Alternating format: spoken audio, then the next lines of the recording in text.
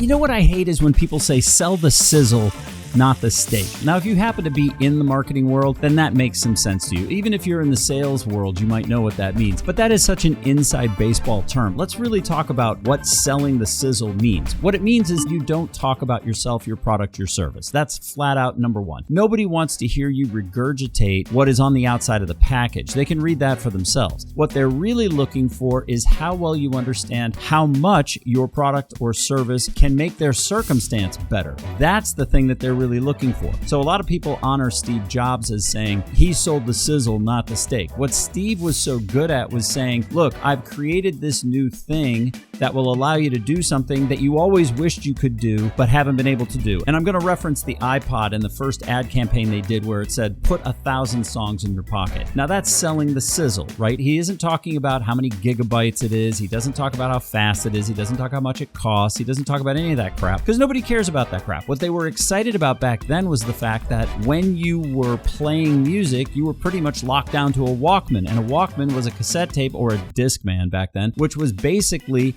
the same songs in the same linear format unless maybe you hit shuffle on the Discman, and it was super, super limited. What he was saying in this was, hey, I know you don't care about how many gigabytes it is because that's not really relevant. What's relevant is, hey, for the first time, you get to choose a whole bunch of music and put it in your pocket, and it's super easy. What you're talking about is, hey, here's something that you see as a pain point.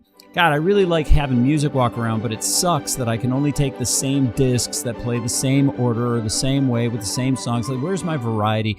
Or if I make a mixtape, then I have to take the tape and I play it in the thing, but it's always the same tape in the same order, the same way. No, he says. I'm going to put 1,000 songs in your pocket, and you're never going to have to worry about that problem again. Hot diggity whoopty, I'm in.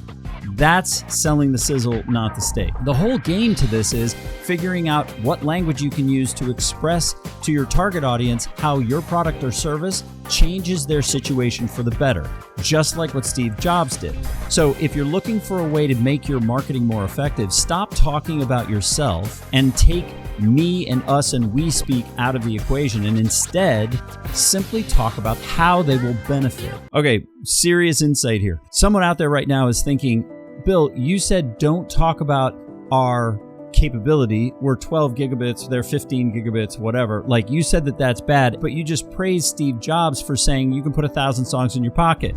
You'll notice that Steve Jobs never, not once, not ever, did Apple ever come back again and say, this time we can put 2,500 songs in your pocket. No, they never got into that. The thing that Steve solved, the thing that the iPod solved, was the problem of not being able to take music that you wanted with you in capacity. Once he'd solved that, they moved on because there was no winning that game. Now everybody else that came along behind them was like, well, we can do 2,000 songs. Well, we can do 3,000 songs. This is this whole 3G, 4G, 5G crap that you see phone companies struggling with all the time. Nobody cares about that. That's totally irrelevant. The point of it is that he solved the problem first and then went on to solving another one.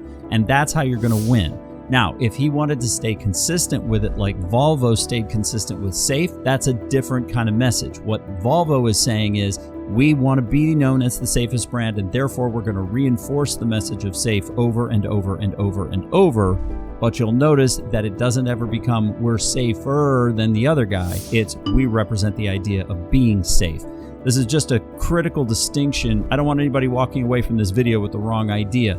The point here was Steve Jobs saw an opportunity and Apple saw an opportunity to solve a bigger problem, and they did, and then they moved on to solving the next problem. Groups that are singular in their focus like Volvo stay with one message, but don't get into measuring sticks, because measuring sticks get you into a place that you can't sustain or win. Hope this has been helpful. Look, our mission is to help as many businesses as possible reach their full potential by turning marketing and messaging into their competitive advantage. If you've benefited from this video, I hope that you'll share it with someone else that you think will. If you've got a question, by all means, leave it for me down in the DMs or send me an email. And if you want further information, schedule a call. I'd be more than happy to answer any questions that you have. Thanks so much for listening. I'll see you on the next video.